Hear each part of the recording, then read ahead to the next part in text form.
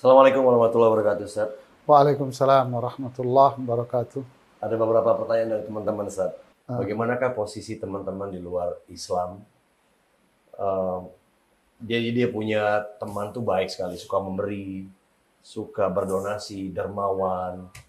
Eh, Semua kehidupannya tuh didedikasikan buat membantu sesama. Tapi yang disayangkan adalah dia non-Islam, Ustaz, alias kafir. Bagaimanakah dengan amal ibadah yang mereka lakukan, Ustaz?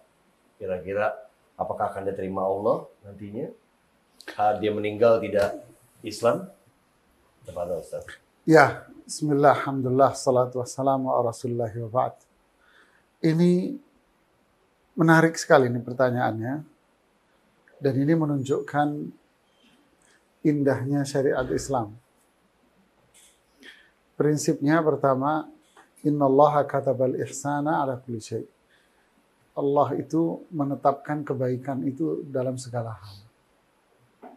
Sampai-sampai Rasulullah SAW mengatakan, "Idza dzabhtum fa ahsinu dzibhah, wa idza qataltum fa ahsinul qitlah." Kalau mau menyembelih kurban, sembelihlah kurban itu dengan baik. Bahkan kalau mau membunuh, ya, bunuhlah binatang itu dengan cara yang baik. Oke, kalau kita menyembelih kurban, mungkin logika kita selaras lah. Tapi ini membunuh. Wa idza qataltum fa ahsinul qitlah. Jadi kalau mau bunuh, kamu bunuh dengan cara yang baik. Inilah syariat Islam. Artinya ketika membunuh pun, dan itu pun kita disuruh untuk membunuh dengan cara yang baik. Kita teringat pula hadis yang di Bukhari Muslim tentang dua riwayat. Riwayat ini menyebutkan laki, yang ini perempuan. Ngasih minum anjing. Lalu Allah ampuni dosanya. Hadis yang lain, perempuan yang masuk neraka gara-gara kucing. Kemudian ada hadis lain yang mengatakan kalau ada burung hinggap di salah satu pohon Anda, kemudian dia matok biji-biji yang di situ, maka setiap biji yang dipatok oleh burung ini akan menjadi sedekah buat Anda. Simpulkan sendiri. Coba seperti apa? Ini bukan manusia, tapi ini burung. Ya. Sampai seperti itu. Ini kita, orang Islam, dituntut untuk berbuat baik sampai sama binatang. Sampai sama binatang.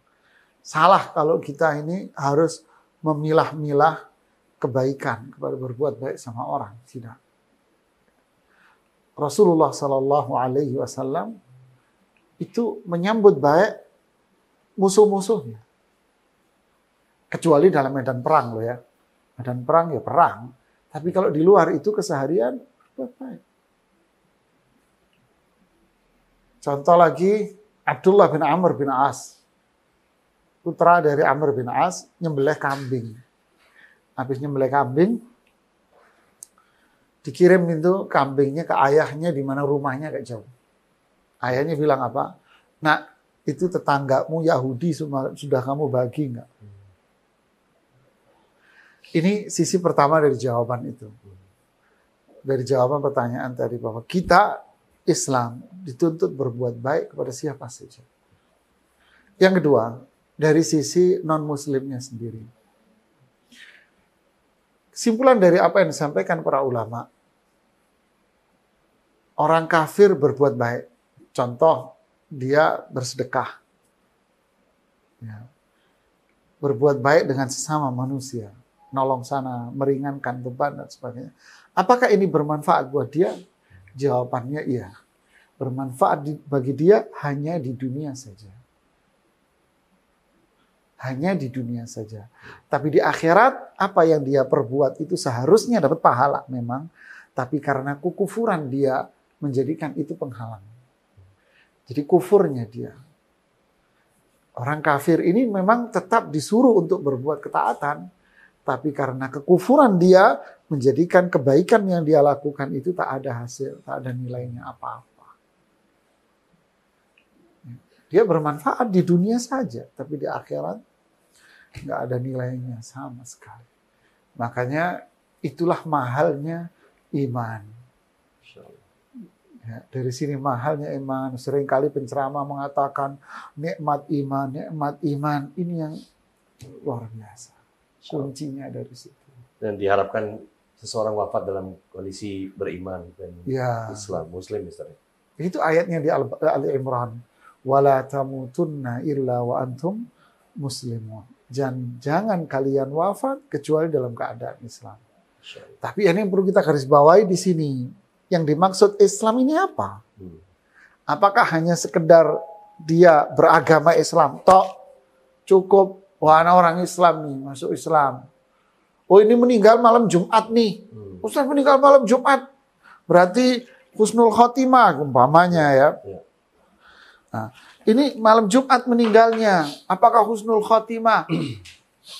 Ya nggak segampang itulah.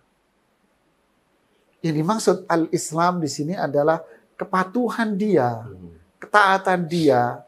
Sehingga makna ayat ini jangan wafat kecuali Anda dalam kondisi taat sama Allah.